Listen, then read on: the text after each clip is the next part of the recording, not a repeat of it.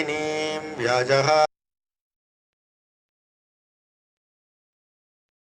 दकाम्भुतं नौमि सौम्यवरयोगिपुङ्गवं श्रीमाधवाङ्घ्रिजलजद्वयनित्यसेवा प्रेमाविलासय पराङ्कुशपादभक्तं कामातिदोषहरम् आत्मपताश्रितानां रामानुजं यतिपतिं प्रणमामि मूर्ध्ना विज्ञापनं यदिदमध्यतु मामहीनम् अङ्गीकुरुष्व यदि राजतयाम्भुरासे अज्ञोऽयमात्मगुणरेस विवर्जितश्च तस्मात् अनन्यशरणो भवतीति मध्वा ज्येष्ठायां श्रावणे जातं पत्न्या लब्धप्रबोधकम् यदीन्द्रपादुका सत्तं कुङ्गिलाचार्यमाश्रये या रङ्गस्थलवासिनं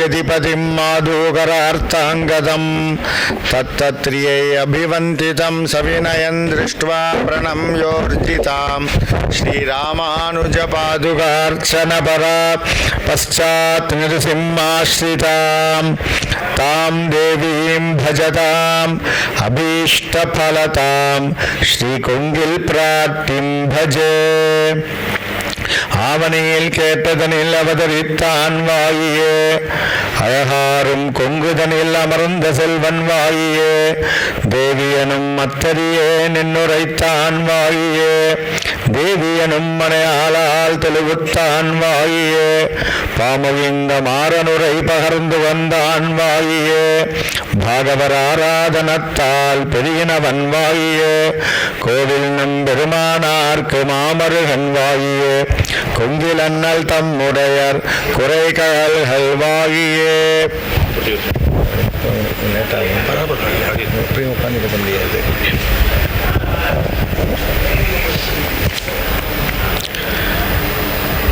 ஸ்ரீமதே ராமானுஜாய நமஹ.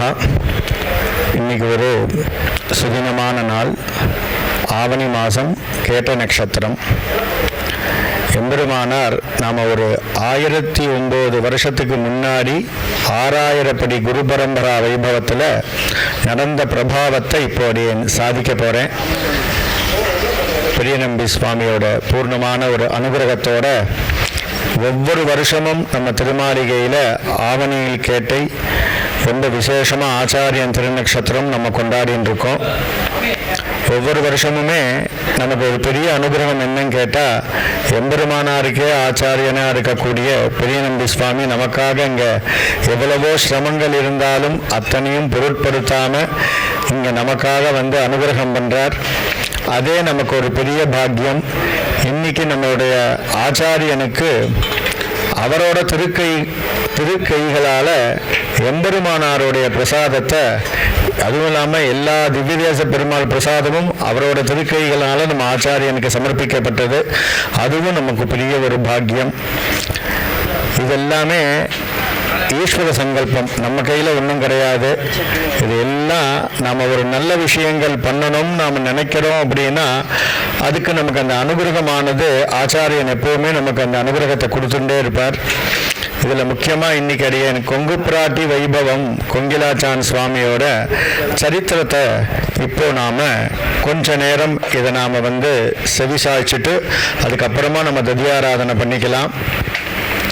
எம்பெருமானார் கொங்கு தேசத்தில் இன்னைக்கு நாம் எந்த ஸ்திதியில் இருக்குமோ அந்த ஸ்திதி அப்பயும் இருந்திருக்கு. அதிவிருஷ்டி அனாவிருஷ்டி. அதிவிருஷ்டி அப்படின்னா ஒரேடியாக நமக்கு வந்து மழையே பெய்யாமல் இருக்கிறது. அதிவிருஷ்டின்னா ஒரேடியாக பெஞ்சிடும். அந்த பெய்யக்கூடிய மழையானது இப்போ உத்தரகாண்டில் இப்போ நமக்கு இப்போ பிரத்யட்சமாக பார்த்துருக்கலாம். அஸ்ஸாம், கவுஹாத்தி அங்கெல்லாம் நிறையா மழை பெஞ்சி அந்த மழையை வந்து தாங்க முடியாமல் பூமி தாங்கலை. நிறையா தீர்த்தம் எல்லா ஆற்றுக்குள்ளேயும் போய் எல்லாம் சிரமப்பட்டுருக்கா. அதுதான் அதிவிருஷ்டி, ஒரேடியாக பெஞ்சிடும். உத்தரகாண்டில் கூட 1 மணி நேரம் பெய்ய வேண்டிய மழை ஒரு நிமிஷத்தில் பெஞ்சா என்ன ஆகும்? வானம் அப்படியே பொத்துண்டு மொத்தமாக தீர்த்தமாச்சுன்னா இந்த இடம் எல்லாம் தீர்த்த காடாக மாறிடும். அந்த மாதிரி மழை பெஞ்சாலும் கஷ்டம். அனாவிருஷ்டி. இப்போ நாம் இருக்கிறது அனாவிருஷ்டி. இதே ஒரு 8 வருஷம் முன்னாடி எப்படி இருந்ததோ இன்றைக்கும் சூரிய பகவான் ரொம்ப தகிச்சுன்னு இருக்கார். இங்கே ஒரு சொட்டு மழை இல்லை, தீர்த்தம் இல்லை. நம்ம தேசத்தில் நிறையா பிரச்சனைகள் வந்துருக்கு. தீர்த்தத்தினால நீரின்றி அமையாது உலகு. நமக்கு முக்கியமே முதல்லையே நம்மளுடைய ரொம்ப விசேஷமானது எதுன்னு கேட்டால் தீர்த்தம்தான். அந்த தீர்த்தத்தை நாம் ரட்சிக்கிறது அப்படிங்கிறது நம்மக்கிட்ட நாம் அதை பண்ணாமல் விட்டுட்டோம். நிறைய காவேரியிலேருந்து ஆரம்பித்து கங்கையிலேருந்து யமுனை வரைக்கும் எல்லா விதமான தீர்த்தங்களையும் நாம் ரொம்ப அசுத்தப்படுத்தின்னு இருக்கோம். இது எல்லாத்துக்கும் மேலே இந்த அசுத்தத்தினால என்ன ஆறுது அப்படின்னு கேட்டதுன்னா, தீர்த்தம் அப்படிங்கிறது இன்றைக்கி நமக்கு கிடைக்காம இருக்குது. இந்த தீர்த்தம் கிடைக்காம இருக்கிறதுனால இதுக்கு பேர் தான் அனாவிருஷ்டி. இன்னைக்கு நமக்கு இந்த ஸ்திதியில் இருக்கோம். இதே 1009 வருஷத்துக்கு முன்னாடி இதே ஸ்திதி இருந்திருக்கு. பஞ்சம் ஏற்பட்டது.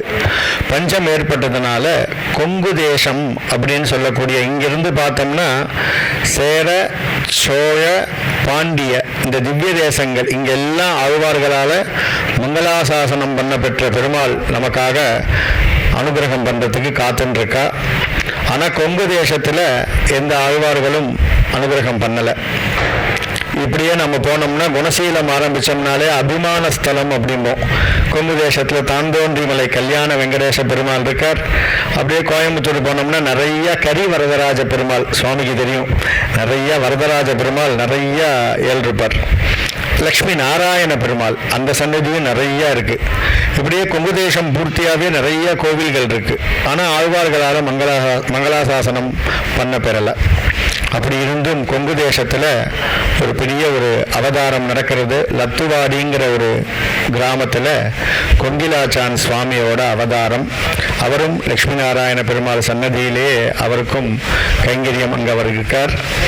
அப்படியே கொங்கில் பிராட்டி கொல்லே காலம் அப்படிங்கிற இடத்துல கொங்கில் பிராட்டியோட ஒரு அவதாரமானது நடக்கிறது. கொங்கில் பிராட்டி அயோனிஜா அப்படின்னா இயம் சீதா மமசுதா. ஜனகர் மகரிஷி. அவர் ராஜாவாக இருந்தால் கூட எந்த விதமான வைர வைடூரியங்கள் ரத்னங்கள் இதெல்லாம் எதையுமே அவர் கொஞ்சம் கூட சட்டம் செய்யலை. அவரோட சபையில் எப்போவுமே யாக்ஞவல்கிய மகரிஷியிலிருந்து எல்லா மகரிஷிகளும் வந்துட்டே இருப்பா. ஏதாவது ஒரு வாக்கியார்த்த சதஸ் நடந்துட்டே இருக்கும். எப்போ பார்த்தாலும் பரம்பொருள் பெருமாளை எப்படி நாம் அணுகணும் அப்படிங்கிறத சிந்திச்சுட்டே இருப்பாளாம். 24 மணி நேரத்தில் ஒரு செகண்ட் கூட அவள் வேஸ்ட் பண்ண மாட்டாளாம். அப்பேற்பட்ட ஜனகர் ஒரே விஷயந்தான் சொன்னார். எதுவுமே என்னோடது இல்லைன்னு சொன்ன ஜனகர் இயம் சீதா மமசுதா அப்படின்னார். என்ன சீதை அயோனிஜா. அதன் போலவே கொங்கில் பிராட்டியும் லக்ஷ்மி நாராயண பெருமாள் சன்னதியில் அங்கே ஒரு தம்பதிகள் இருக்கா. அவள் ரொம்ப நாளாக அவளுக்கு சந்ததிகள் இல்லை. அவள் பெருமாள்கிட்ட பிரார்த்திச்சுட்டே இருக்கா.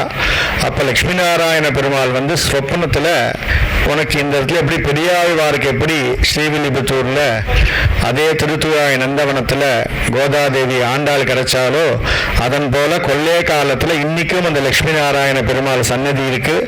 அங்கே போனோம்னா அதே நந்தவனம் திருத்துவாய் நந்தவனம் சன்னதிக்குள்ளே இருக்குது. அந்த சன்னதி நந்தவனத்துக்குள்ளே கொங்கில் பிராட்டி அவதாரம் பண்ணுறா. எந்த கர்ப்பத்திலையும் உதிக்கலை. அயோனிஜா. அப்பேற்பட்ட பவித்திரமான கொங்கில் பிராட்டி அவதாரம் அங்கே. கொங்கிலாச்சான் சுவாமியோட அவதாரம் லத்துவாடியில். இந்த காலம் மாதிரி அந்த காலத்தில் இல்லை. சகாலத்தில் விவாகம். இப்போதான் நம்ம சொன்னோம்னா அது சட்டம் வேறு மாதிரி இருக்குது இப்போது. ஆனால் நமக்கு வேதத்தில் சொல்லக்கூடிய சாஸ்திரங்களில் சொல்லக்கூடிய சட்டமானது விவாகம், பால்ய விவாகம். அப்போது அவளுக்கெல்லாம் விவாகம் ஆயிடுது. விவாகமாகி கரெக்டாக ஒரு காலம் கொஞ்ச காலம் கழிச்சு விவாகமான உடனே அவள் நம்ம ஆற்றுக்கு வந்துட மாட்டாள். அந்த குழந்தை அங்கே தான் இருப்பாள். அப்புறம் ரிதுவானதுக்கப்புறமா அந்த குழந்தை கொஞ்ச நாள் கழிச்சு பெரியவாலாம் அனுகிரகம் பண்ணி அவள் நம்ம திருமாலைக்கு அழிச்சுன்னு வருவாள். அது மாதிரி கொங்கிலாச்சான் சுவாமியும் கொங்கில் பிராட்டியை கொங்கு தேசத்துக்கு அழிச்சுன்னு வந்துட்டார். இப்போ கொங்கு தேசத்தில் வாசம் பண்ணின்னு இருக்கா. இந்த சமயத்தில் தான் அங்கே பஞ்சம் ஏற்பட்டு மழை இல்லை. அனாவிருஷ்டி. மழையே இல்லை. அப்போது இங்கே ஸ்ரீரங்கத்துக்கு திருவரங்கத்துக்கு தஞ்சம் அடைகிறா. யார்? கொங்கில் பிராட்டி வரா. கொங்கில் பிராட்டி இங்கே வந்து தஞ்சம் அடைகிறா. இங்கே அப்போ தான் திருவரங்கத்தரையர் போய் எம்பெருமானார் அழைச்சின்னு வந்து எம்பெருமானாருக்கு அந்த புண்ணியகோடி விமானத்தையும் சத்தியவிரத க்ஷேத்திரத்தையும் விட்டு வர்றதுக்கு மனசில்லை. தேம்பி தேம்பி அழுதுண்டே வரார். இங்கே வந்த உடனே அர்ச்சக ரூபத்தில் எல்லா அர்ச்சகாலையும் கூப்பிட்டு உடனே கைத்தாங்கலாக எம்பெருமானாரை ஸ்வாகதம் பண்ணுறார். எம்பெருமானார் வராருனோ நம்பெருமாள் வாசலுக்கு வந்து ஸ்வாகதம் பண்ணுறாராம். அப்போ எம்பெருமானாருக்கும் கண்ணில் ஒரு ஆனந்த தீர்த்தம் வருது. அப்புறமா இங்கே வந்து விசேஷமாக இந்த கைங்கரியங்கள் எல்லாத்தையும் எடுத்து செவ்வனே செஞ்சுன்னு இருக்கார். பூலோக வைகுண்டம். நமக்கு ஏதாவது ஒரு பொருள் ஒன்று நமக்கு வாங்குகிறோம் அப்படின்னா அதுக்கு நிறையா ஆடு போடுவா. அதை பார்த்து அந்த மாயையில் போய் நாம் வாங்குவோம். எல்லாரும் சொல்லுவா 108 திவ்ய தேசத்தில் 106 சேவிச்சுட்டு வந்துட்டேன் அப்படின்னு எல்லாரும் சொல்லுவா. ஆனால் அப்படி சொல்லக்கூடாதுன்னு பாரு என் தோப்பனார். 107 108 எங்கே இருக்குன்னா இங்கே திருவரங்கத்தில் இருக்குது. அதையும் சேர்த்து 108 சேவிச்சேன் தான். நமக்கு பின்னாடி கிடையாது, இங்கேயே பிரத்யக்ஷமாக. இன்றைக்கி நாம் ஒரு திருமாளிகை நிர்மாணம் பண்ணுறோம் அப்படின்னா இந்த இடத்துல தெளிகை பண்டோல், இந்த இடத்துல பெருமாள் திருவாராதனத்துக்கு, இந்த இடத்துல ஒரு ஹால், இப்படியெல்லாம் நாம் வந்து ஒரு அழகாக நம்ம நிர்மாணம் பண்ணுறதுக்கு அந்த இன்ஜினியரை வச்சு நம்ம பேசிக்கிறோம். அந்த மாதிரி இந்த வைகுண்டம், இந்த பூலோக வைகுண்டம் திருவரங்கத்தில் மேலே வைகுண்டத்தில் பெருமாள் எப்படி ஏழ்ருக்காரோ அதில் ஒரு திரப்சம் கூட மாறலையாம். இங்கே அதே மாதிரி போக மண்டபம், அதே விரஜா நதி, 2 பக்கமும் காவேரி கொள்ளிடம், அப்படியே போகமாக இங்கே விசேஷமாக நம்ம நம்பெருமாள் இங்கே பள்ளி கொண்டிருக்கார். இதன் போல் இங்கே வந்து நம்பெருமாளுக்கு கைங்கரியங்களை எம்பெருமானார் வந்து செவ்வனே செஞ்சுட்டு இருக்கார். அந்த சமயத்தில் நித்தியம் இங்கே புறப்பாடு உண்டு. பெருமாளுக்கு ஏதாவது ஒரு திருநாள் வந்துட்டே இருக்கும். அது மாதிரி திருநாள் சமயத்தில் அவள் ஏழ்றா. இங்கே நம்பெருமாள் வீதியில் வரார். கோஷ்டியில் நம்பெருமாள் வரும்போது முன்னாடி அத்தியாபகாலெல்லாம் திவ்ய பிரபந்தம் சேவிக்கிறா. நடுவில் நம்பெருமாள், பின்னாடி வேத பாராயண கோஷ்டி. அந்த வைகுண்டம் சொன்னேன் இல்லையா, வைகுண்டத்தில் என்ன இருக்கும்? 24 மணி நேரமும் அங்கே வேத சப்தமும் அருள் செயலும் சாஸ்திரங்களும் பெருமாள் வந்து செவி சாட்சிண்டே இருப்பார். அதுதான் இங்கே ஸ்ரீரங்கத்திலையும். அதே போல் விண்ண பிளக்கிற அளவுக்கு கோஷம், அப்படியே பிரமாதமாக இந்த கோஷ்டி வந்துன்னு.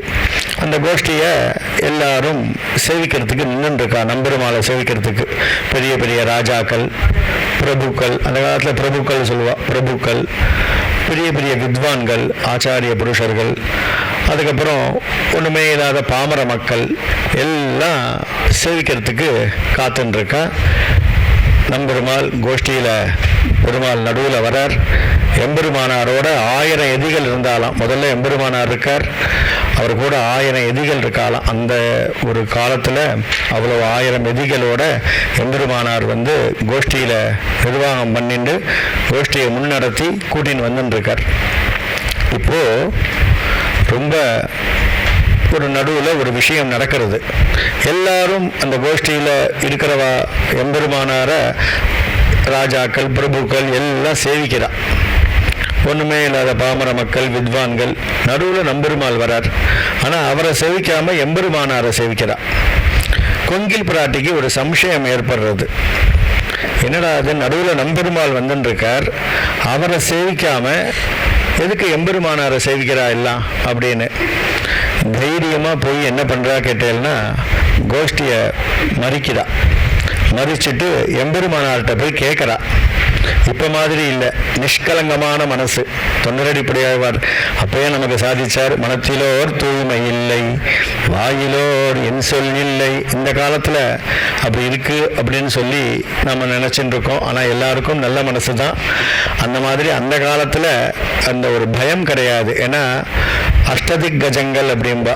சாதாரணமாக ஒரு ஆச்சாரிய புருஷால்கிட்ட போய் பேசுகிறோம் அப்படின்னா ரொம்ப பயந்து பேசுவோம், ஏதாவது அபச்சாரப்பட்டுருவோமோன்னு. வித்வான்கள்கிட்ட பேசினாலும் ரொம்ப பயந்து பேசுவோம். சன்னியாசி அப்படின்னா கபட சன்னியாசியாக இருந்தால் கூட அந்த சன்னியாச தர்மத்துக்கு அவளோட காவி வஸ்திரத்துக்கு ஒரு பயம். யானை மாதிரி யானை கிட்ட போயிட முடியுமா? அது நன்னா இருக்கும், தூரத்துலேருந்து பார்க்கலாம். அது கிட்ட போய் ஸ்பரிசமோ இல்லை அது கிட்ட போகிறதுக்கோ நமக்கு ஒரு பயம் இருந்துகிட்டே இருக்குமே. அந்த மாதிரி சன்னியாசிகள். அதுவும் இல்லாமல் எம்பெருமானார் எப்பேற்பட்டவர்? தேஜசாமபி தேஜஸ்வி, கோட்டி சூரிய பிரகாசம். அப்பேற்பட்ட எம்பெருமானார்கிட்ட போய் தைரியமா, அதுவும் ஒரு ஸ்திரீ தைரியமா போய் கேட்கிறா, உம்ம கிட்ட என்ன இருக்கு? உம்மை எதுக்கு இத்தனை பேர் ஆசிரயிக்கிறா? நடுவில் நம்பெருமாள் வந்துன்னு இருக்கார். உம்ம கிட்ட என்ன இருக்கு? உம்மை எதுக்கு இத்தனை பேர் ஆசிரயிக்கிறாள் அப்படின்னு இந்த கேள்வி கேட்டோன்னே எம்பெருமானாருக்கு ரொம்ப ஆச்சரியப்படுறார். யாருமே கேட்கல, ஆனால் கேட்குறாளே தைரியமா அப்படின்னு ஆச்சரியப்பட்டுட்டு, அம்மா அடியன்கிட்ட ஒன்றும் இல்லை, இந்த வேதத்துக்கெல்லாம் அப்பாற்பட்ட அபௌருஷேயமான 2 மந்திரங்கள் தான் அடியன்ட்ட இருக்கு, அதை தெரிஞ்சுக்கணும் தான் இத்தனை பேரும் அடியனை ஆசிரயிக்கிறா. உடனே அடுத்த கேள்வி கேட்குறா, இந்த மந்திரத்தை அடியனுக்கு உபதேசம் செய்வேளா அப்படின்னு. எம்பெருமானார் கண்டிப்பாக செய்கிறேன், இப்போ இந்த கோஷ்டியை விடு, நீ இன்னைக்கும் ஸ்ரீரங்க நாராயண ஜீயர் மடம், தாயார் சன்னதி வாசல் இருக்கக்கூடிய மடம், அதில் எம்பெருமானார் கூரநாராயணஜீயர் அவர் தான் சுதர்சன சதகம் விசேஷமாக கூரநாராயணஜீயர் தான் நமக்கு அனுகிரகம் பண்ணினார். அப்பேற்பட்ட எம்பெருமானார் காலத்தில் எம்பெருமானார் அந்த மடத்துக்கு வா, உனக்கு அங்கே வந்து இந்த விசேஷமான மந்திரங்களை அனுகிரகிக்கிறேன் அப்படிங்கிறா. கோஷ்டியை விட்டுறா, மடத்துக்கு போகிறா. நம்ம ஸ்ரீ வைஷ்ணவ சம்பிரதாயத்தில் சமாஸ்ரயனம் பஞ்சசம்ஸ்காரம் ஆகாமல் இந்த மந்திரங்களை யாருக்கும் உபதேசம் பண்ணுறது கிடையாது. இதுதானே நியமம் இல்லையா? ஆனால் கொங்கில் பிராட்டி மட்டும் விதிவிலக்கு. இந்த சொல்லுவோம்ல ஸ்பெஷல் அப்படிம்போமே, அது மாதிரி கொங்கில் பிராட்டி மட்டும் விதிவிலக்கு. முதல் தரம் போய் எம்பெருமானாரை போய் திருமணத்துக்கு போய் ஆசிரயிக்கிறார். ஆசிரயிச்சோடனே இந்த மந்திரங்கள் 2 மந்திரத்தையும் துவயம் அஷ்டாட்சர மந்திரம் 2தையும் உபதேசம் பண்ணுறார், ஸ்வீகரிச்சுக்கிறார். இந்த ஊர்லேயே இருக்கா, திருவரங்கத்திலேயே இருக்கா. ஒரு பட்ச காலம் இருக்காலாம். ஒரு பட்சம்னா 15 நாள், 15 டேஸ் இந்த ஊரில் இருக்கா. இந்த ஊரில் இருக்கா. ஆனால் போய் நம்பெருமாளை சேவிக்கலை, தாயாரை சேவிக்கலை, சன்னதிக்கே போகல. எம்பெருமானாரையே பார்த்துட்டு இருக்கா. ராமாயணத்தில் எப்படி சபரி இருந்தாலோ அதன்படியே இங்கே கொங்கில் பிராட்டி எம்பெருமானார் எத்தனை மணிக்கு தவராசன் படித்துறையில் போய் தீர்த்தம் ஆடுவார், எத்தனை மணிக்கு கூரத்தாழ்வானுக்கு காலக்ஷேபம் சாதிப்பார், எத்தனை மணிக்கு முதலியாண்டானுக்கு காலக்ஷேபம் சாதிப்பார், எப்போ திருவாராதனம் பண்ணுவார், எப்போ சயனிச்சுப்பார், எல்லாம் இந்த ஃபிங்கர் டிப்ஸ்ன்னு சொல்கிறோம். விரல் நுனியில் அத்துப்படி. கொங்கில் பிராட்டி குதிரைக்கு கடிவாளம் போட்டால் எப்படி பார்க்குமா, பார்க்காதோனோ அந்த மாதிரி கொங்கில் பிராட்டி எம்பெருமானாரோடைய தினச்சரியா ஒவ்வொன்றையும் அப்படியே அனுபவிச்சு இந்த ஊரில் இருந்துருக்கா. மனுஷனாக பிறந்துட்டோம் அப்படின்னாலே நமக்கெல்லாம் அந்த செல்ஃபிஷ்னஸ் அப்படிங்கிறது நம்ம ரத்தத்திலேயே ஊறிடும் இல்லையா? அதனால் முதல்ல நாம் என்ன பண்ணியிருப்போம், எப்பேற்பட்ட எம்பெருமானார், அதுவும் தேஜஸ்வி கோட்டி சூரிய பிரகாசம் உள்ள எம்பெருமானாரை ஆசிரயிக்கும் போது ஒரு மனுஷனுக்கு என்ன ஒரு விஷயம் கேட்டேன்னா, குறை ஏற்பட்டுடுது அப்படின்னா அதை எல்லாருக்கிட்டையும் சொல்லுவோம். நிறை ஏற்பட்ட சொல்ல மாட்டோம். குறை ஏற்பட்டுடுது அப்படின்னா அதை எல்லாருக்கிட்டையும் சொல்லின்னு இருப்போம். இங்கே கொங்கில் பிராட்டியும் எதுவும் சொல்லலை. நாமளாக இருந்தால் சொல்லியிருப்போம், நீர் என்ன மந்திரம் சொல்லுவேலோ என்ன மாயம் பண்ணுவேலோ எனக்கு தெரியாது, வருண பகவான் இங்கே கிருபா கடாட்சம் பண்ணணும், மழை பெய்யணும், அதுக்கு எங்கள் ஊரில் பஞ்சம் ஏற்பட்டிருக்கு, இந்த பஞ்சத்தை நீர் போக்கி வைக்கணும் அப்படின்னு சொல்லி எம்பெருமானார் முதல்லையே நாம் சரணாகதி பண்ணியிருப்போம். ஆனால் கொங்கில் பிராட்டி ஒரு வார்த்தை கூட சொல்லலை. இங்கே எம்பெருமானாரும் நீ எதுக்கு வந்திருக்கேன்லாம் கேட்கல. இந்த பேச்சுக்கே இடம் இல்லை, சம்பாஷணைக்கே இடம் இல்லை. ஆனால் இந்த ஊரில் 15 நாள் இருக்கா. குரு அனுகிரகேனைவ புமான் பூர்ண பிரஜாயத்தே. எம்பெருமானாருடைய வீக்ஷின்யம் எப்படி ராமாயணத்தில் ரிஷிசங்கரோட திருவடி பட்டோன்னே அங்கே அந்த ஊரில் மழையே இல்லாத ஊரில் மழை பெஞ்சு நெற்கதி எல்லாம் தங்கமாக விளைஞ்சுதான். அதன் போலவே இங்கே கொங்கில் பிராட்டி கொங்கு தேசத்தில் மழை பெய்யறது, மழை பெஞ்சு சுபிக்ஷமாறுது, நெற்கதியெல்லாம் தங்கமாக விளையிறது. ஊருக்கு போக வேண்டிய காலம் வந்துடுது. ஒரு பட்ச காலம்தான் இருந்திருக்கா. எதுக்கு வந்தேன்னு சொல்லலை, இவரும் எதுக்கு வந்தேன்னு கேட்கல. ஆனால் எம்பெருமானாருடைய பூர்ணமான திவ்ய கடாட்சத்தினால நல்ல மழை பெஞ்சு ஊருக்கு போக வேண்டிய காலம் வருது. இப்போ 2வது தரம் போகிறா. எங்கே திருவரங்கத்தில் இருக்கக்கூடிய எம்பெருமானாருடைய ஜீயர் மடத்துக்கு 2வது தரம் போகிறா. 2வது தரம் போய் எம்பெருமானாரை ஆசிரயிக்கிறா, தென்னை சமர்ப்பிக்கிறா. தென்னை சமர்ப்பிச்சுட்டு சம்சார சாகரம் கோரம், அதனால் அடியனுக்கு திருப்பி மறுபடியும் ஊருக்கு போக வேண்டிய காலம் வந்துடுத்து. எனக்கு புனகா கோபித்து கொள்ளாமல் இந்த மந்திரத்தை நீங்கள் உபதேசம் பண்ணணும். இங்கே இருக்கிற வரைக்கும் பிரத்யட்சமாக உங்களை சேவிச்சுட்டு இருந்துட்டேன். இப்போ அடியன் மறுபடியும் கும்பதேசத்துக்கு போக வேண்டிய சூழ்நிலை. இப்போ அதனால் இது நாள் வரைக்கும் நம்ம பிரத்யட்சமாக பார்த்ததுனால மந்திரத்தை அடியன் கிரகிச்சிக்கல. இப்போ நீங்கள் கோபித்து கொள்ளாமல் சொல்கிறான். இந்த இடத்துல முக்கியமான விஷயம் கோபம். மனுஷனுக்கு எல்லாருக்கும் கோபம் உடனே வந்துடும். ஆனால் கோபமே இல்லாத ஒரு அவதாரம் எம்பெருமானார். இந்த திருவடி சாதாரணமான திருவடி இல்லை. ஜமதக்னி ரிஷி அவருடைய குமாரர் பரசுராமர். அதுக்கு அடுத்த அவதாரம் லக்ஷ்மணஹா. ராமாயணத்தில் லக்ஷ்மணராக வரார். அவர் தான் ஆதிசேஷன், நமக்கு எல்லாருக்குமே தெரியும். அதுக்கு அடுத்த அவதாரம் கிருஷ்ணாவதாரத்தில் பலராமகா. எவ்வளவோ கிருஷ்ணர் சகுனியை கூட விட்டு வைக்க மாட்டார். சேஷ்டிதம், எல்லார்கிட்டையும் சேஷ்டிதம் பண்ணிகிட்டே இருப்பார். ஆனால் அண்ணா கிட்ட தள்ளியே இருப்பார். அவரை கோபப்படுத்தக்கூடாதுன்னு தள்ளி இருந்தாலும் ஒரு 2-3 இடத்துல பலராமருக்கு கோபம் வரும். இருந்தாலும் அந்த கோபத்தை கொஞ்சம் முடிஞ்ச அளவுக்கு கிருஷ்ணர் டிஸ்டன்ஸ் மெயின்டைன் பண்ணி தப்பிச்சுட்டே இருப்பார். எல்லார்கிட்டையும் சேஷ்டிதம் பண்ணுவார். ஆனால் பலராமர்கிட்ட பண்ண மாட்டார். இந்த 3 அவதாரமும் சேர்ந்த ஒரு அவதாரம் தான் எம்பெருமானார். வேதம் சொல்றது சதமானம் பவதி. கலியுகத்தில் நமக்கு 120 வயசு மனுஷாளுக்கு நிர்ணயம் பண்ணியிருக்கார் பகவான் பெருமாள், நம்பெருமாள். 120 வயசு நம்ம பூர்ணமாக இருக்கோமா அப்படின்னு கேட்டால் அது பெரிய கொஸ்டின் மார்க். எல்லாருக்கும் ரிட்டர்ன் டிக்கெட் கன்ஃபார்ம் தான். மிருத்யு எந்த ரூபத்தில் வரப்போகிறதுன்னு தெரியாது. எல்லாம் கிளம்ப போகிறோம். ஆனாலும் எம்பெருமானார் இருந்தார்.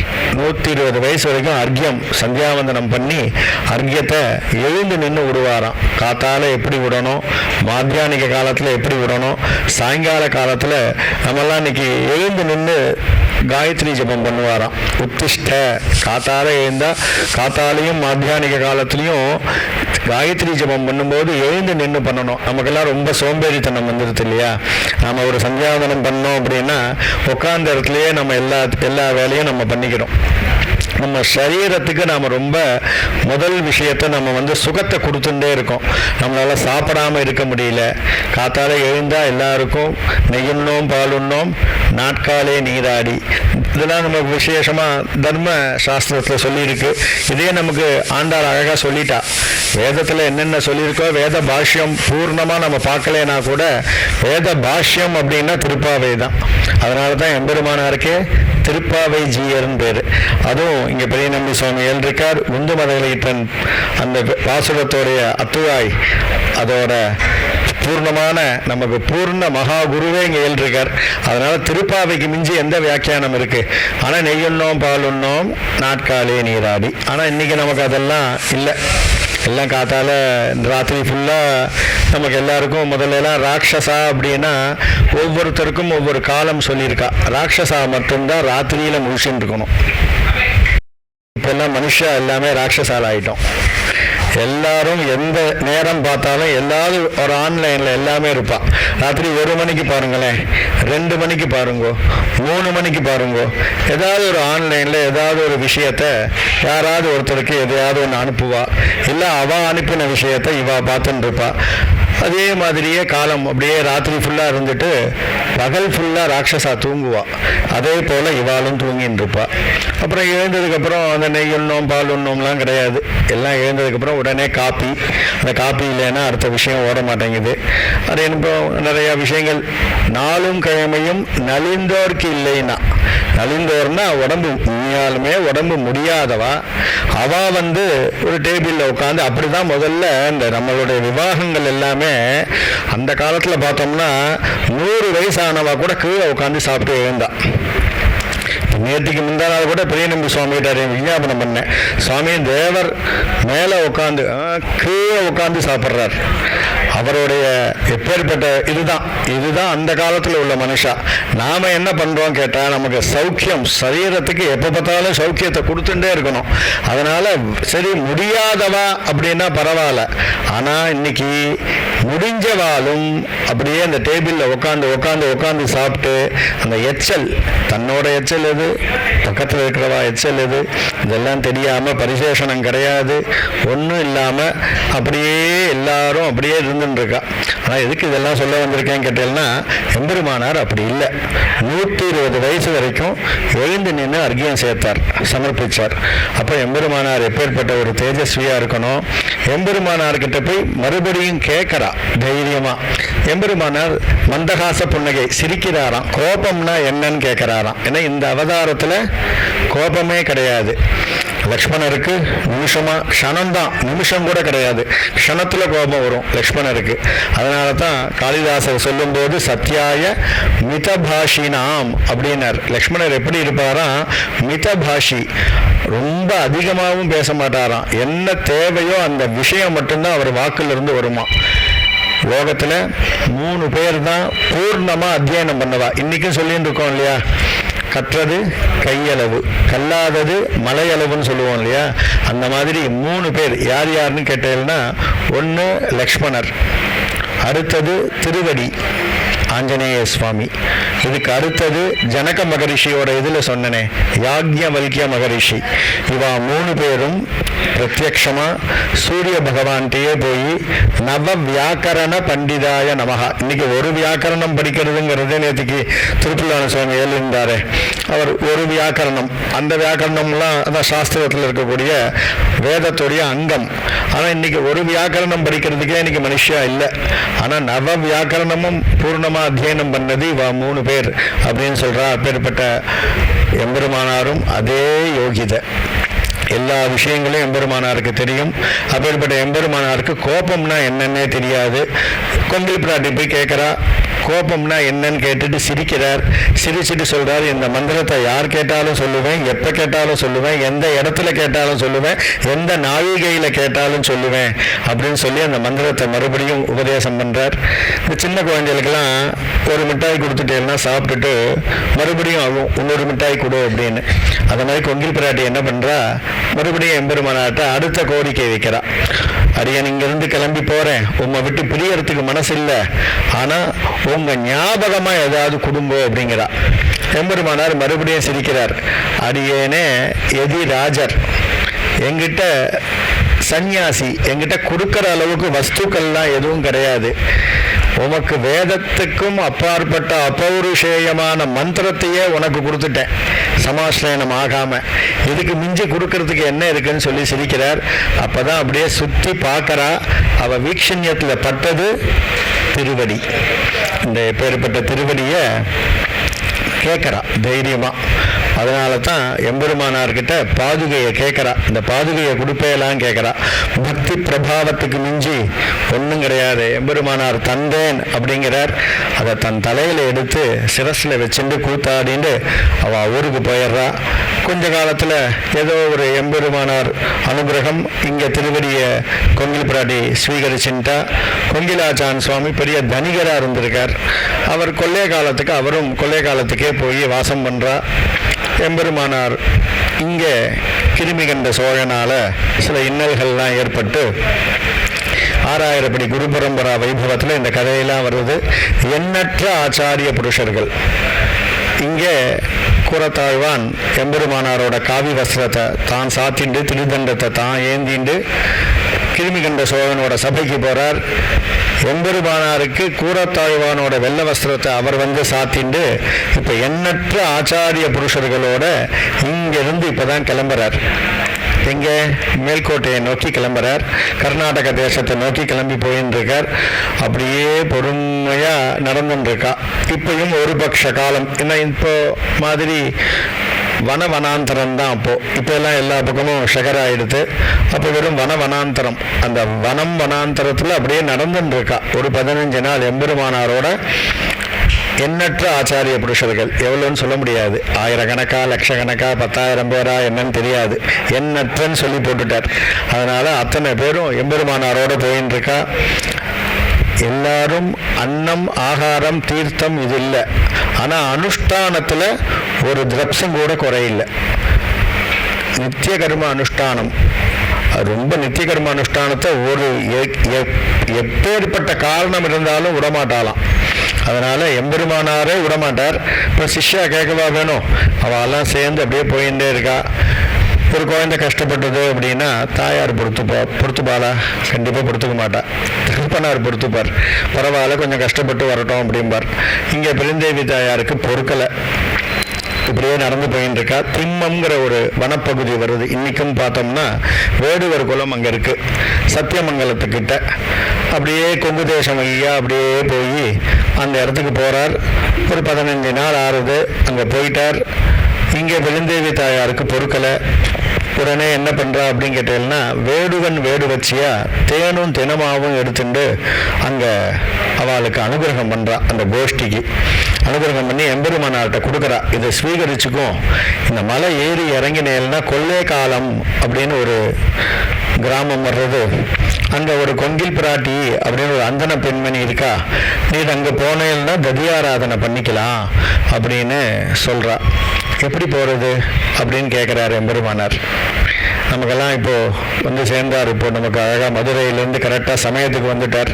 ஆப்தன் வழித்துணை பெருமாள் காலமேகத்தை எண்ணி மொத்தன் இளங்கதியை. இங்கேயும் நம்மாழ்வார்த்தன் மோட்சத்தன்னைக்கு நாம் சொல்லக்கூடிய அனுசந்தானம் பண்ணக்கூடிய பாசுரம், விசேஷமான பாசுரம். நம்ம எல்லாருக்கும் ஆப்தன். நம்மாழ்வாருக்கே எந்த பெருமாளும் போல, காலமேக பெருமாள் தான் போனார் இல்லையா? அவர் தான் மோட்சத்துக்கு அழைச்சின்னு போனார், வைகுந்தத்தை காமிச்சார். அப்பேற்பட்ட காலமேக பெருமாள் மாதிரி இவா 2 பேரும் கொண்டு போய் கொங்கில் பிராட்டியோட கிரகத்தில் கொண்டு போய் விடுறா. கொள்ளைய காலத்தில் எண்ணற்ற ஆச்சாரிய புருஷர்களை பார்த்தோன்னே கொங்கில் பிராட்டிக்கு சந்தோஷம். உபநிஷத்தில் சொல்லியிருக்கிற மாதிரி மாத்ருதேவோ பவ, பித்ருதேவோ பவ, ஆச்சாரிய தேவோ பவ, அதிதி தேவோ பவ. அதிதி சத்காரம் ரொம்ப முக்கியம். எல்லாம் இங்கே நம்ம பார்த்தோம்னா திருவரங்கத்தில் பெரிய நம்பி சுவாமி திருமாளிகைக்கு எப்போ போனாலும் ததியாராதனை. யார் போனாலும், இந்த பிராமணர் அப்படிலாம் கிடையாது, பாகவதால் தான் 24 மணி நேரமும் சுவாமி திருமாளிகையில் பாகவதா இருந்துட்டே இருப்பா. நித்தியம் பாகவதாலுக்கு ஏதாவது ஒரு எப்படியாவது பாகவதா அத்தனை பேரும் ரொம்ப பிரியப்பட்டு சந்தோஷமாக போகிறது எங்கன்னு கேட்டதுன்னா சர்வதந்திர சுதந்திரமாக போகிறது நம்ம பெரிய நம்பி சுவாமி திருமாளிகைக்கு. எப்பேற்பட்ட பாகவதால் இருந்தாலும் அங்கே இருப்பா. அது மாதிரி இங்கே கொங்கில் பிராட்டிக்கு ரொம்ப சந்தோஷம். இப்போதான் நம்மளாம் நம்ம ஆற்றுக்கு யாராவது வந்துட்டானா ரிட்டர்ன் டிக்கெட் போட்டாச்சா அப்படின்னு கேட்டுருவோம். முதல்ல காப்பி சாப்பிட்டுட்டு தானே ஸ்ரீரங்கத்தில் சொல்லுவா இல்லையா, ஒரு பழக்கம் இருக்குது. சாப்பிட்டுட்டு ஏலோணும் அப்படின்னு தானே முதல்ல கேட்பா இல்லையா? சாப்பிட்றதெல்லாம் கேட்க மாட்டாலாம், சாப்பிட்டுட்டு ஏலோணும் அப்படின்னு தானே கேட்பான். அந்த மாதிரிலாம் இல்லை அப்போ கிடையாது. இந்த மாதிரிலாம் இல்லாமல் ரொம்ப அழகாக அதிதி சத்காரம். ரொம்ப கொங்கில் பிராட்டிக்கு அவ்வளவு சந்தோஷம். எண்ணற்ற ஆச்சாரிய புருஷர்கள். முதல் கேள்வி எந்த திவ்ய தேசம் கேட்குறா கொங்கில் பிராட்டி. அதில் ஒருத்தர் சொல்கிறார் திருவரங்கம் அப்படின்னு சொல்கிறார். முதல் கேள்வி கேட்குறா எம்பெருமானார் எப்படி இருக்கார். இங்கே ஸ்ரீரங்கத்துக்கு வந்து திருவரங்கத்தில் இருந்து ஒரு பட்ச காலம் இருந்து திருவடியும் ஸ்வீகரிச்சுண்டு நம்பெருமாள் தாயாரை கூட சேவிக்கல, எம்பெருமானாரை மட்டுமே சேவிச்சுட்டு இருந்த கொங்கில் பிராட்டிக்கு இங்கே எம்பெருமானாரை அடையாளம் தெரியல. ஏன்? நாமெல்லாம் சொல்லுவோம் ஒரே விஷயம். என்ன சொல்லுவோம்? அவர் வந்து வெள்ளை வஸ்திரம் சாத்தின்றார், கையில் திரிதண்டம் இல்லை, அதனால எம்பெருமானார தெரியல. ஆனால் இங்கே அது விஷயம் இல்லை. இங்கே தான் சூக்ஷ்மமான ரகசியம் இருக்கு. என்ன அப்படின்னு கேட்டதுன்னா, வேதம் து தெய்வாதீனம், தெய்வம் து மந்திராதீனம், மந்திரம் து பிராமணாதீனம். இதுக்கெல்லாம் மூலம் காயத்ரியாபலம் ஆப்னுவந்தி பிராமணாக. அப்பேற்பட்ட காயத்ரி ஜபத்தை எம்பெருமானார் 1000 பண்ணாருன்னா சிஷ்யா 10,000 பண்ணுவாளாம். எம்பெருமானார் 10,000 பண்ணால் சிஷ்யா 1,00,000 பண்ணுவாளாம். எம்பெருமானார் 1,00,000 பண்ணால் சிஷ்யா 1,00,000 பண்ணுவாளாம். இதுதான் அவளுக்குள்ள போட்டி. ஒவ்வொருத்தரும் தேஜசாமப்பி தேஜஸ்வி. எல்லாம் அப்படி ஒரு தேஜஸ் சொல்கிறோம் இல்லையா? சின்ன வயசுலேயே நமக்கு 5 வயசு இல்லைன்னா 7 வயசுக்குள்ள அழகாக நமக்கு பூனல் போட்டு வைக்கிறா.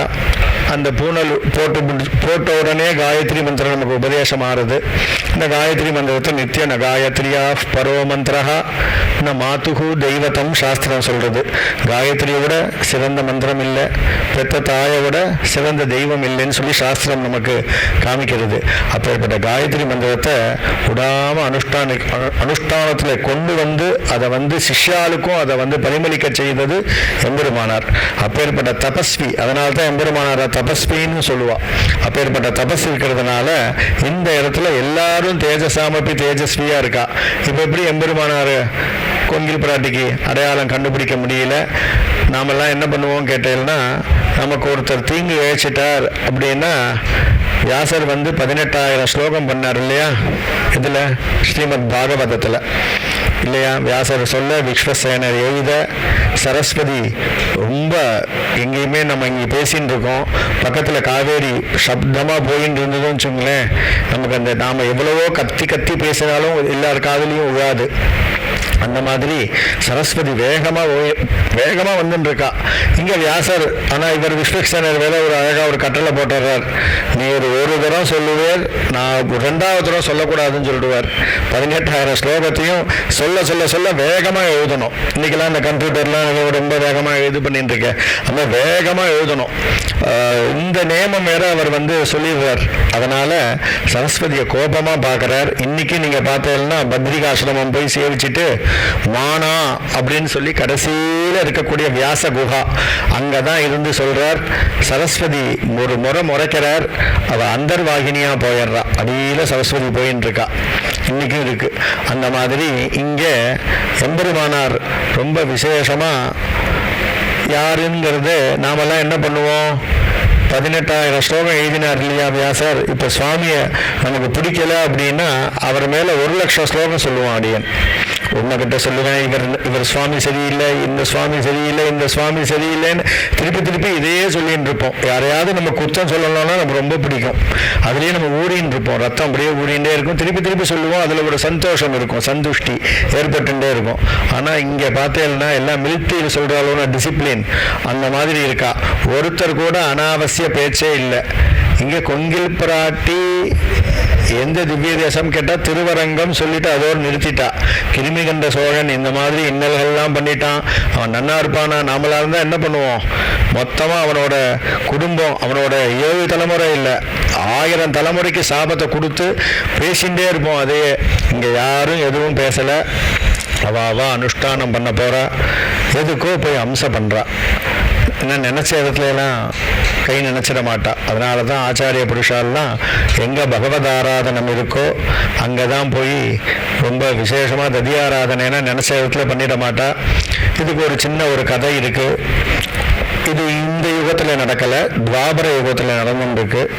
ஒரு பெரிய மகரிஷி இருக்கார். அவர் பல வருஷ காலமாக தபஸ் பண்ணிட்டு இருக்கார். அந்த தேசத்தில் ஒரு ராஜா இருக்கான். அந்த ராஜா நித்தியம் போவான். ஆனால் அந்த கால துவாபர யுகத்தில் இப்போ 120 சம்பத்சரம் இல்லை. அவளாம் எத்தனை வருஷம் வேணாலும் அவளுடைய எப்போ அவள் ஆச்சாரியன் திருவடி அடையணும்னு நினைக்கிறாளோ அப்போ தான் போவாள். அந்த மாதிரி இருக்குது. இந்த ராஜா நித்தியம் போய் அந்த மகரிஷியை போய் தன்னுடைய அரண்மனைக்கு ததி ஆராதனைக்கு வரணும்னு போய் ஒவ்வொரு நாளும் போய் கேட்பான். அவன் எத்தனையோ வருஷம் போய் கேட்டுருக்கான், அவர் ஒரு நாளும் போகலை. அன்னைக்கு என்னன்னு தெரியல, வரேன் அப்படின்னு சொல்லிடுறார். இவனுக்கு ரொம்ப சந்தோஷம். நேராக அரண்மனைக்கு அப்படியே விசேஷமாக அந்த நலபாகன் அவளுக்கெல்லாம் இருப்பாளே அவளை கூப்பிட்டு விசேஷமாக தலிகையெல்லாம் பண்ண, பெருமாள் தொண்டரில் பண்ண எல்லாம் சொல்கிறான். அவர் வந்துகிறார். அவர் வந்தோடனே அவருக்கு இந்த பரிசேஷனம் பண்ணுறதுக்கு தங்கத்தில் கிண்டி கொடுக்குறான். தங்கத்தில் கிண்டி கொடுத்தோன்னே அவர் பரிசேஷனம் பண்ணுறார், அமுது அம்சிக்கிறார்.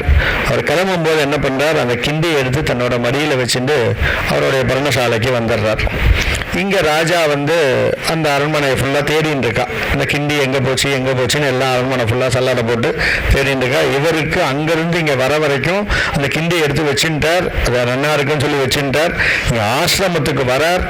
வந்த உடனே அவருக்கு அந்த நினைவு வருது, என்னடா அது நம்ம ஒரு அபசாரப்பட்டுட்டோமே, அந்த ராஜா கிட்ட சொல்லாமல் அந்த தங்க கிண்டியை நாம் எடுத்துன்னு வந்துட்டோமே, இது எப்பேற்பட்ட அபசாரம் இது. இதுதான் தஸ்கரா, நாம் திருடுறதும் பேர் இல்லையா. திருடணும்னு நினைச்சாலே பாப்போம், திருடிட்டா அதோட பாப்போம்.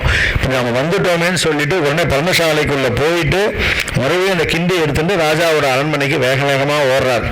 ஓடி போய் ராஜா கிட்ட கொடுக்குறார்.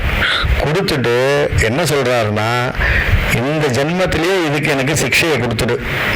ஒன்று என் கையை வெட்டு, இல்லை என் பிராணனை இது பண்ணிவிடு, எனக்கு ஏதாவது ஒரு சிக்ஷை கொடுத்துடணும். ஏன்னா இதுக்கப்புறமா மறுபடியும் 300 ஜென்மா எடுத்து மறுபடியும் எனக்கு அந்த சிக்ஷையை நான் அனுபவிக்கக்கூடாது, இப்பயே கொடுத்துடு அப்படிங்கிறாராம்.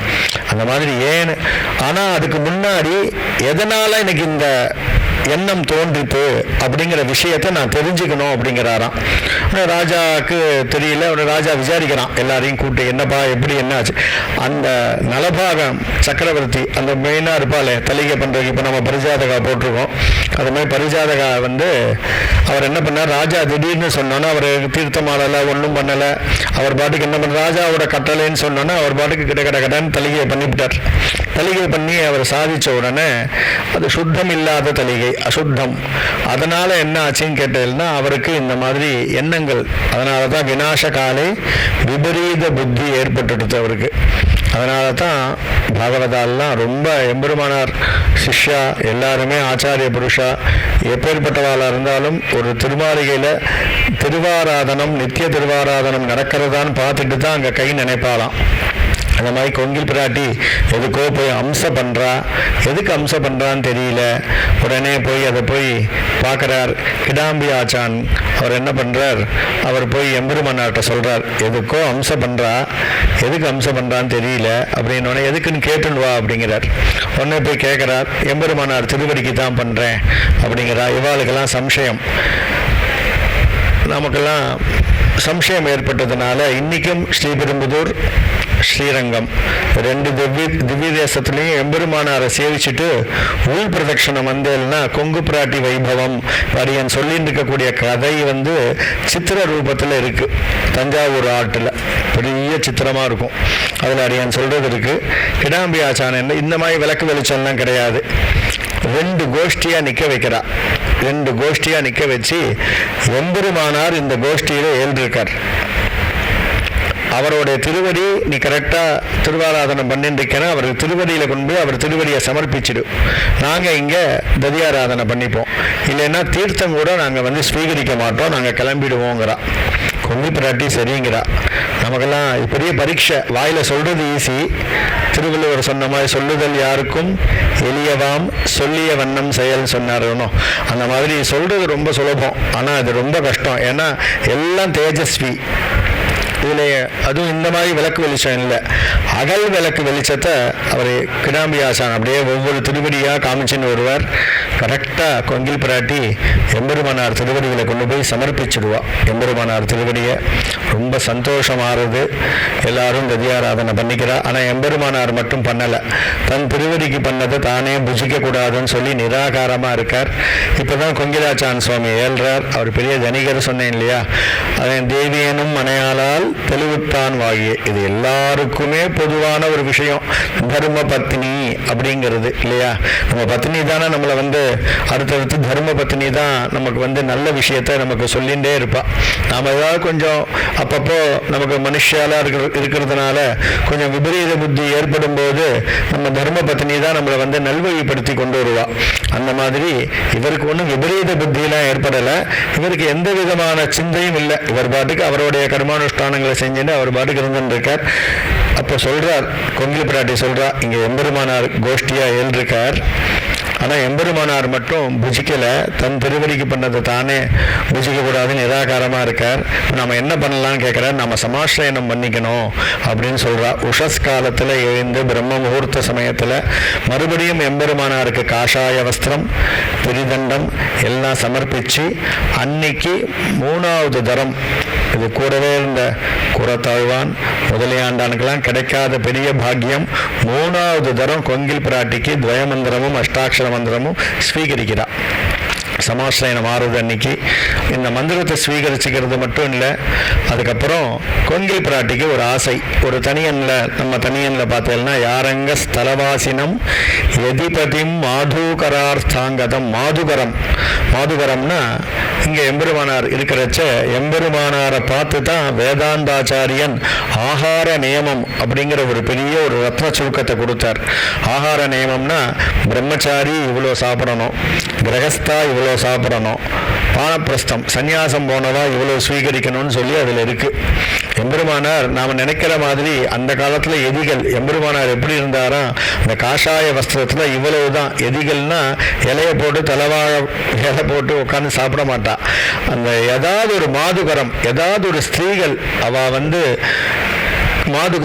இங்கே திருவரங்கத்தை சுற்றி ஏதாவது ஒரு திருமாளிகை முன்னாடி போய் நிற்பாராம். அந்த ஸ்திரீ சித்தமாக இருந்து இந்த பசுமாட்டில் பால் கறக்கிறோமோனோ அந்த க்ஷணம்தான் ஒரு திருமாளிகை முன்னாடி நிற்பார். இவா சித்தமாக இருந்து கொண்டு வந்து சமர்ப்பிக்கணும். இவா அப்படி சமர்ப்பிக்கலை அப்படின்னா அன்னைக்கு அம்பரீஷாய நமஹ அப்படின்னா என்ன அர்த்தம்? ஏகாதசி, அவ்வளோதான். ஒரு திருமாளிகை தான், 10 திருமாளிகைக்கு போயெல்லாம் கேட்க மாட்டார். அதையும் வாங்கி காவேரியிலையோ கொள்ளிடத்துலையோ அலசிட்டு அந்த சக்கையை தான் சுவாமி ஸ்வீகரிச்சுப்பாராம். எப்பேற்பட்டவர் எம்பெருமானார் அப்படிங்கிறத வேதாந்தாச்சாரியன் கொண்டாடி இருக்கார். இதில் மட்டும் இல்லை, எதிராஜ சப்ததியிலையும் அதை காமிச்சிருக்கார். நம்ம மாமுனிகள் எதிராஜ விம்சதி பண்ணினார், எதிராஜ சப்ததி பண்ணினார் வேதாந்தாச்சாரியன். அதுலேயுமே நமக்கு காமிச்சு கொடுத்துருக்கார். அதனால் ஆகார நியமம் அப்படிங்கிறது இந்த மாதுகரம் எங்கள் தனியனில் வரும் மாதுகரார்த்தாங்கதம்னு.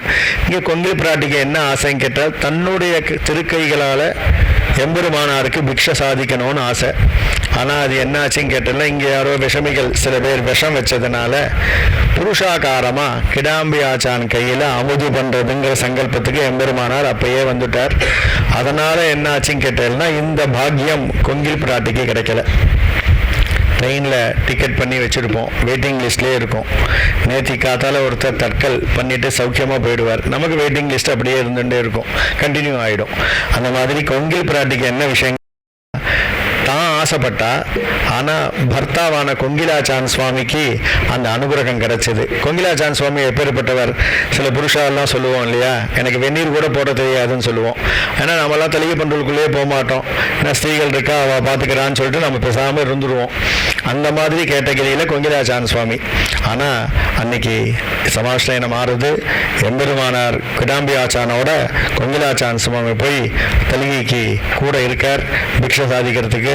ஸ்கிரீன் போட்டுன்னு பின்னாடி உட்காந்துன்னு கொங்கில் பிராட்டி சொல்கிறாலாம் ஆசையாக, இவ்வளோ வெள்ளம் குத்துங்கோ, இவ்வளோ அரிசி இது பண்ணுங்கோ, இவ்வளோ இது பண்ணுங்கோ, இவ்வளோ அமுதுக்கு உண்டான அந்த இதெல்லாம் அழகாக அந்த சிலபஸ்லாம் சொல்லி கொடுத்து அன்னைக்கு ததியாராதனை ஆறுது.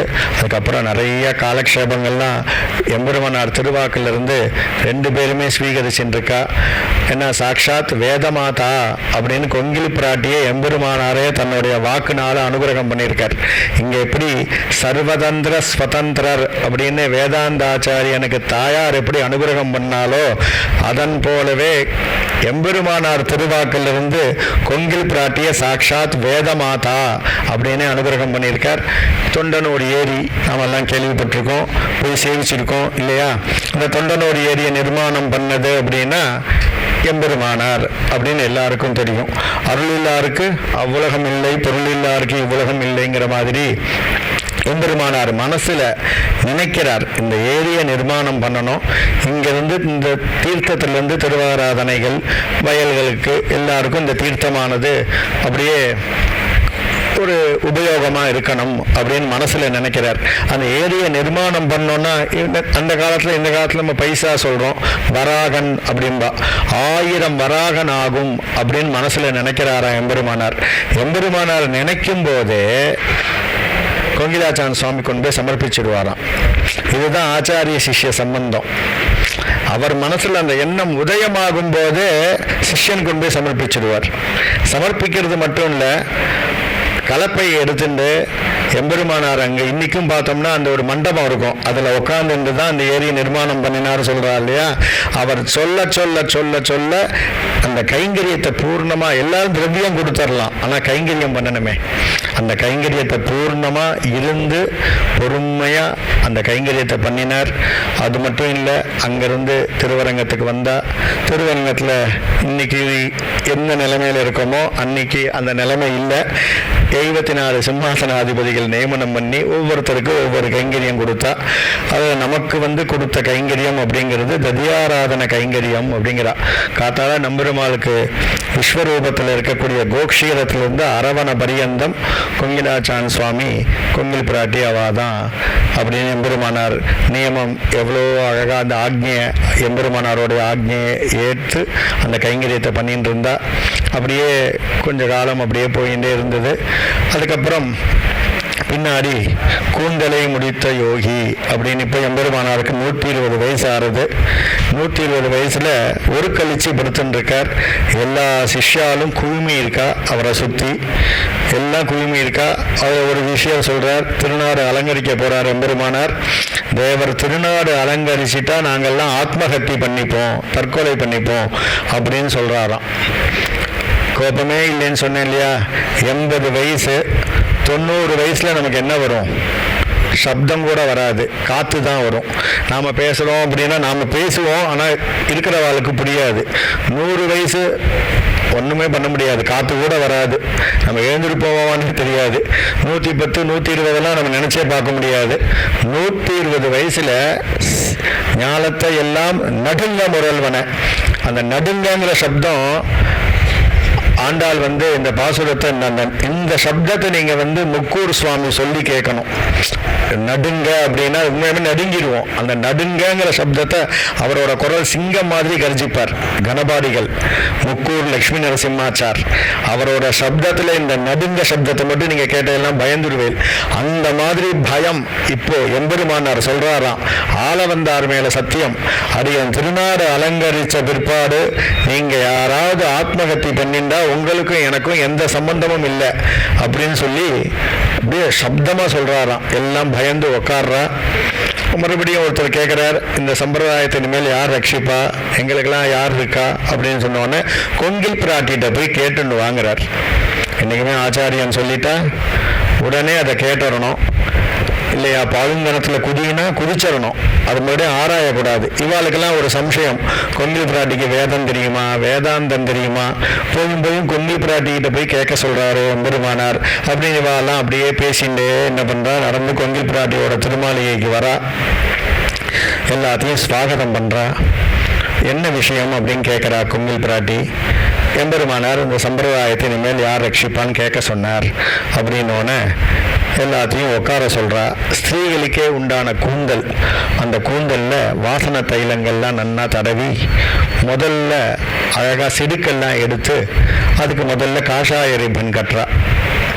அதுக்கு மறுபடியும் 2வது பின்னல்ல மஞ்சள் கலரில் வெள்ளை கலர் பட்டு நூல் கிரகஸ்தாசிரமத்தை குடிக்கிற மாதிரி ஒரு பின்னலுக்கு இன்னொரு ரிப்பன் கட்டுறா. வாயை திறந்து எதுவும் பேசலை, போயிட்டு வாங்கோ அப்படின்றா. இவாளுக்கெல்லாம் அது பெண் புத்தி ஸ்ரீகிட்ட போய் அமிச்சாலே அவளுக்கு என்ன தெரியும், ஒன்றுமே வாயை திறந்து சொல்லலை அப்படின்னு சொல்லிட்டு இவாளெல்லாம் அப்படியே பேசிகிட்டே என்ன பண்ணுறா, எம்பெருமானார்கிட்ட வரா.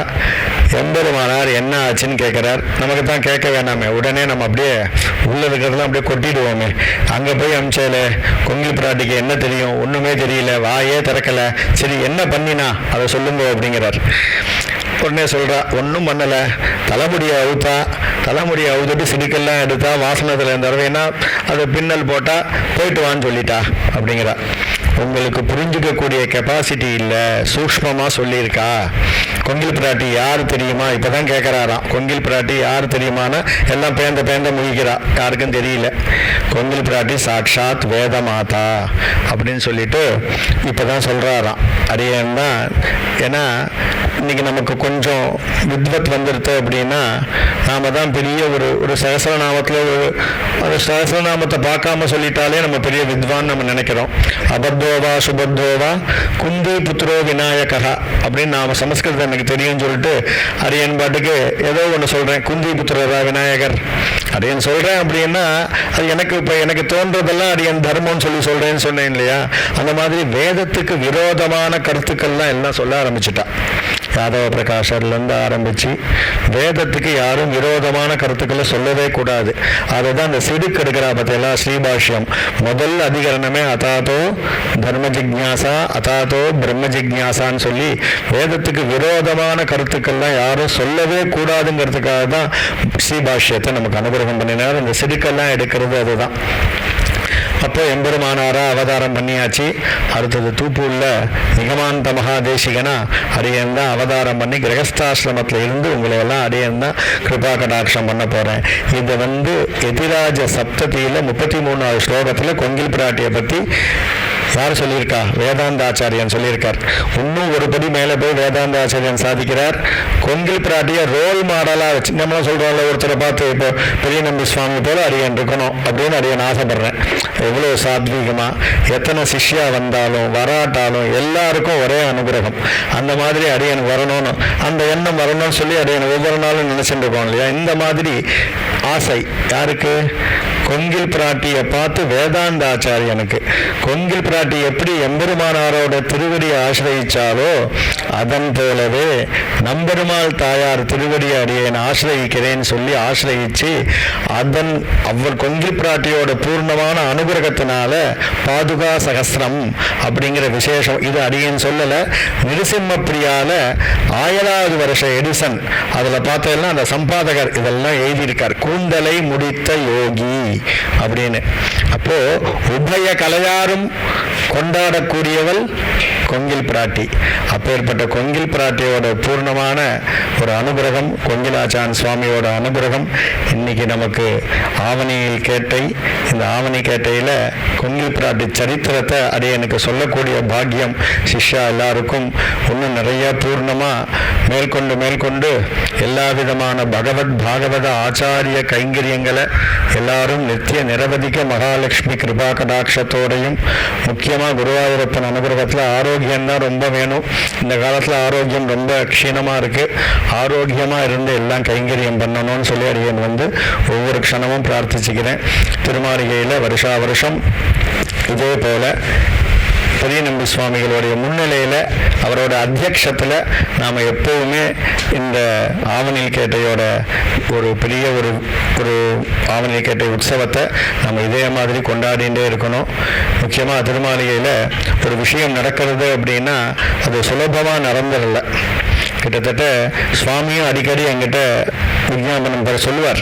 மார்கழி கேட்டை நடக்கிறது, ஆனால் சிஷ்ய பலம் இல்லை அப்படிங்கிறது தான் ஒவ்வொரு திருமாளிகையிலையுமே இருக்கக்கூடிய ஒரு சின்ன குறை. ஆனாலும் ஆச்சாரியனுக்கு எப்பவுமே நம்ம போனோம் அப்படின்னா பெருமாள் மதுராந்தகம் கூட நம்ம போனோம். பெருமாள் தீர்த்தம் வரும்போது அர்ச்சகர் என்ன பண்ணுவாருன்னு கேட்டீங்கன்னா நம்மளை நோக்கி கொண்டு வந்து கொடுப்பார். அதே மதுராந்தகத்தில் எம்பெருமானாரோடைய வைபவம் நடக்கும். அங்கே தானே சமாசயனம் ஆச்சு. அப்போ நீங்கள் போய் பார்க்கணும். அப்போ பார்த்ததுன்னா தெரியும். அவர் வரமாட்டார். நாம தான் முன்னாடி போய் தீர்த்தம் வாங்கிக்கணும். அந்த இடத்துல நுகர கூட மாட்டார். அந்த உற்சவத்தை சேவிச்சிருக்கீங்களா? அந்த உற்சவம் ரொம்ப அழகாக இருக்கும்.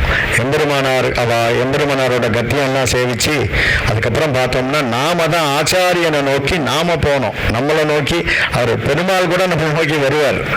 ஆனால் எம்பெருமானாரை நோக்கி நாம தான் போனோம். அப்பேற்பட்ட ஒரு பாக்கியமாகி இந்த திருமாளிகையிலையும் நிறைய சிஷ்யாவோட சப்போர்ட் அது ரொம்ப முக்கியம். இங்கே இருக்கக்கூடியவா எல்லாருமே நிறைய கைங்கரியம் பண்ணியிருக்கா. அது முக்கியமாக ஒவ்வொருத்தருமே எல்லாருமே இது ஒருத்தர் பண்ணக்கூடிய ஒரு விஷயம் இல்லை. ஆச்சாரியனுடைய ஒரு உற்சவம், அவருடைய திருநக்ஷத்திரம் அப்படிங்கிறது ஏகதேசமாக ஒருத்தரே பண்ணிட்டு போகலாம். ஆனால் அது விஷயம் இல்லை. எல்லாரும் கூடி இருந்து அது முக்கியமாக இன்னும் நிறைய இதே போல வருஷம் இந்த வருஷம் பார்த்தோம்னா ரொம்ப விசேஷமாக ரிக்வேதத்தில் பூர்ணமாக அந்த 2 கணபாடிகள் அப்படியே ஒரு விண்ண பிளக்கிற கோஷம் 17ஆம் தேதி தான் ஆரம்பித்தோம். ஆனால் அதுக்கு முன்னாடி அவள் ஸ்ரீவில்லிபுத்தூரில் பாராயணம் பண்ணிட்டு கரெக்டாக திருவாடிபுரம் ஆண்டாளோட அனுகிரகத்தோட நேராக மன்னார்குடிக்கு வந்தா. மன்னார்குடியில் அங்கே அடியேன் தான் பரீட்சை பண்ணினேன், அவளுக்கு பரீட்சை அதிகாரியாக இருந்தேன். அங்கேருந்து கிளம்பி நேராக ராஜகோபால சுவாமியும் வடுவூர் ராமரையும் சேவிச்சுட்டு நேராக இங்கே வந்தோம். இங்கே வந்த உடனே 17 தான் வேத பாராயணம் ஆரம்பித்தோம். ஆனால் விடாமல் வேதத்தை சொல்லி நேற்றுக்கு சாயங்காலம் சுவாமி ஏறியிருந்தார். ரொம்ப அழகாக நேற்றுக்கு சாயங்காலம் வேத பாராயணம் பூர்த்தியாச்சு. இன்னைக்கு காத்தால எல்லா இடத்துலையும் நீங்கள் சேவிச்சிருப்பேன். திருமஞ்சனம் அப்படின்னா தைத்திரிய உபநிஷத்து நீங்களாம் சேவிச்சிருப்பேன். எவ்வளவோ விஷயம் இருக்குது வேதத்தில். இதெல்லாம் தெரிஞ்சிக்காம நம்ம வேற எதுக்கோ நம்மளுடைய புத்தி போயின்னு இருக்கு. இங்கே நாங்கள் சேவிச்சது ஐத்திரேய உபநிஷத்து. இன்னைக்கு காத்தால திருமஞ்சனத்தில் ரொம்ப அற்புதமாக சேவிச்சோம். ஐத்திரேயர் யார் அப்படின்னு கேட்டதுன்னா, நம்ம சொல்லுவோம் இல்லையா, சித்தின் வயிற்றில் சிறியது பிறந்தால் எத்தை திண்ணை எங்கே கிடக்கும், அத்தை திண்ணை அங்கே கிடக்கும் தான் சொன்னார் இல்லையா. ஒரு வார்த்தை தானே பேசினார். யாரு? நம்மாழ்வார். மதுரகிரி ஆழ்வார் கேட்கிறார், நம்மாழ்வார் பதில் சொல்றார். அந்த நம்மாழ்வார் தான் ஐத்தரேயர். அவர் தான் முதல்ல ஐத்தரேயராக இருந்திருக்கார். அவர் ஏன்னா அதை நிறைய அந்த வேதத்தோட ஒப்பிட்டு பார்த்துட்டே இருப்பேன். வேத மந்திரங்களோட நிறைய விஷயங்களை ஒப்பிட்டு பார்ப்பேன். பார்த்தோம்னா வாரணமாயிரம் வர்றது, அதுதான் ரிக்வேதத்தில் இருக்கக்கூடிய சூர்யா சாவித்ரி ஜபம். பின்னாடி இருக்கக்கூடிய அந்த மந்திரங்கள் எல்லாமே விவாக மந்திரங்கள். சுமங்கலீரியம் வதூரிமாம் சமேத பஷ்யத சௌபாகியமஸ்யை தத்வாயாதாஸ்தம் விபரேதன மத்தலம் கொட்ட வரிசங்கம் நின்னோத முத்துடை தாமம் நிறைதா இந்த பந்தற்கு. இப்படியே பார்த்தோம்னா நிறைய விஷயங்கள் வேதத்தோடைய அர்த்தம் தான் தமிழில் இருக்கக்கூடிய திவ்ய பிரபந்தம். அப்படிப்பட்ட விசேஷமான இந்த கிரந்தம் ஐத்தரேயர் அப்படிங்கிறவர் தான் நம்மாழ்வார். எதுவுமே பேசலை. அவர் பிறந்ததுலேருந்து ஜென்மா அவருக்கு பெரிய ராஜாவுக்கு பிறந்திருக்காருன்னு சொல்கிறா. இன்றைக்கி நீங்கள் கூகுளில் போய் சர்ச் பண்ணி பார்த்தீங்கன்னா கூட அவரோட ஹிஸ்ட்ரி கிடைக்கல. ஏன்னா நிறையா விஷயங்கள் நாம் விட்டுட்டோம், அதனால் யாருக்குமே கிடைக்கல. அப்படிப்பட்ட ஐத்தரேயர் தான் அடியன் மனசுக்கு தோணிது. அவர் எதுவுமே பேசலை. அவர் பேசினது என்னன்னு கேட்டீங்கன்னா ஐத்திரேய பிராமணம். அவர் சொல்கிறார், ஒரே வார்த்தையில் சொல்லிட்டார் எவ்வளவோ விஷயங்கள். அக்னிர்வை தேவானாம் அவமோ விஷ்ணு பரமஹா. எல்லாத்துக்கும் யாரு பரமன் சிரேஷ்டன் யாருன்னு கேட்டேன்னா சாட்சாத் நம்பெருமாள் தாயார், நம்பெருமாள் தான் நாராயணஹா அப்படின்னு அவர் சொல்றார். எது எப்பேற்பட்ட யஜ்ஞம் பண்ணு, என்ன வேணா பண்ணு, ஆனால் எல்லாத்துக்கும் முக்கியமாக மூலாதாரமாக இருக்கக்கூடியது நாராயணஹா அப்படின்னு அவர் எந்த விதமான காம்ப்ரமைஸுமே பண்ணிக்கல. நம்ம ஒவ்வொரு தேவதையாக போய் சேவிச்சுட்டு வரணும் நம்ம நினைக்கிறோம் இல்லையா, ஒவ்வொரு தேவதைகளாக சேவிக்கிறோம். எல்லா தேவதைகளையும் நாராயணர் அவரோட ஆக்ஞப்படி அவ கைங்கரியத்தை பண்ணிட்டு இருக்கா. நாம என்ன பண்றோம் கேட்டீங்கன்னா, அனாவசியமா மற்ற தேவதைகளை நாம இது பண்ணிட்டு இருக்கோம். நமக்கு அதுக்கு டியூட்டியே கிடையாது. நம்ம தெரிஞ்சுக்க வேண்டியது நிறையா இருக்கு. இதுல ஒவ்வொரு விஷயமும் ஐத்திரேய பிராமணத்துல அப்படி கொடுத்துருக்காரு. அது மொத்தம் 8 பஞ்சிகை. அதை நீங்க வாசிச்சதுனாலே உங்களுக்கு புரியும். அப்பேற்பட்ட ஐத்திரேய உபநிஷத்துல இன்னைக்கு காத்தால இந்த 2 கணபாடிகள் இருக்கா. அவ பெங்களூர்ல அத்தியனம் பண்ணிட்டு செலக்ஷன கணபாடிகளா அவ இன்னைக்கு இந்த நம்ம திருமாளிகைக்கு நிறைய விஞ்ஞாபனம் பண்ணோன்னு இங்க நமக்கு பாராயணம் பண்ணி கொடுத்தா. எப்பவும் போல நம்மளுடைய பாஷ்யம் சுவாமி குமாரர், அப்புறம் நம்மளுடைய பாலாஜி சுவாமி அத்தியாபகர் எல்லாரும் திருவாய்மொழி கோஷ்டியும் இதே போல அடுத்தடுத்து இன்னும் வருஷம் இன்னும் நிறைய வேத இதிகாச புராணங்கள்லாம் இன்னும் நிறைய ஆச்சாரியன் எம்பெருமானாரும் ஆச்சாரியனும் செவி சாட்சிண்டே இருக்கணும். ஒவ்வொரு க்ஷணமும் இந்த வேத பாராயணம் இங்கே நடந்துட்டே இருக்கணும். எல்லா வேதமும் வேத சப்தமும் கேட்டுட்டே இருக்கணும். லோகத்தில் எல்லாரும் க்ஷேமமாக இருக்கணும். நல்ல மழை பெய்யணும்னு சொல்லி பிரார்த்திச்சுட்டு சர்வே ஜனா சுகினோ பவந்து சமஸ்தசன் மங்களானி சந்துன்னு சொல்லி அடியேன் எல்லாருக்கும் எப்பவும் பிரார்த்திச்சுட்டே இருக்கேன். ஸ்ரீமதே ராமானுஜாய நமஹ. ததியாராதனைக்கு இவ்வளோ நாளும் நீங்கள் பொறுத்துன்னு இருந்துட்டே இன்னும் ஒரு 15 நிமிஷம் மட்டும் பொறுத்துக்குங்கோ. ததியாராதனைங்க உடனே இங்கே ஆச்சாரியனுங்க உள்ளே ஏழை பண்ணிடுறோம். உடனே ததியாராதனை பண்ணிட்டு தான் போனோம். இங்கே இருக்கிறவா எல்லாரும் யாரும் ததியாராதனை பண்ணாமல் போகக்கூடாது.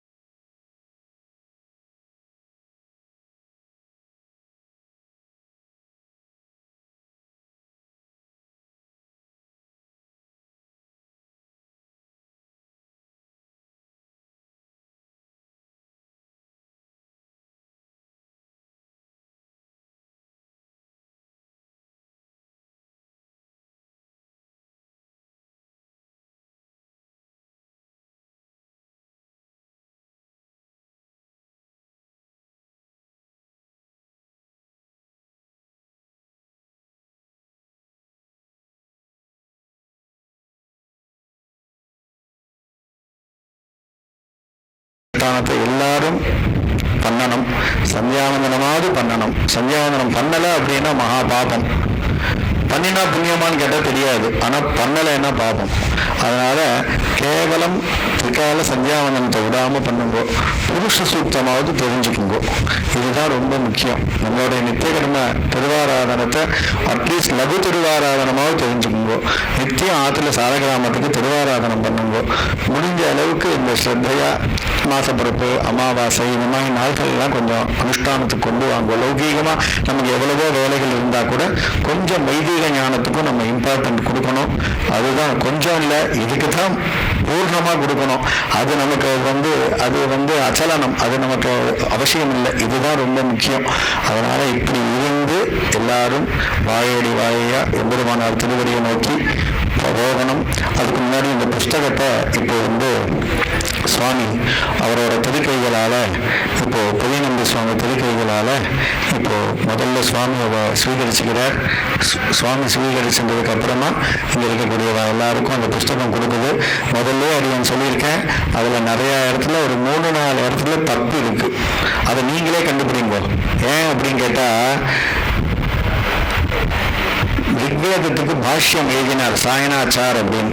அவர் 8 அஷ்டகம், மொத்தம் ரிக்வேதம் 8 அஷ்டகம் கொண்டது. 8 அஷ்டகத்துக்கும் பாஷ்யம் எழுதினார். அதே மத்வாச்சாரியார் பின்னாடி வந்தார். அவர் என்ன பண்ணினார், 3 அத்தியாயம் தான் எழுதினார்.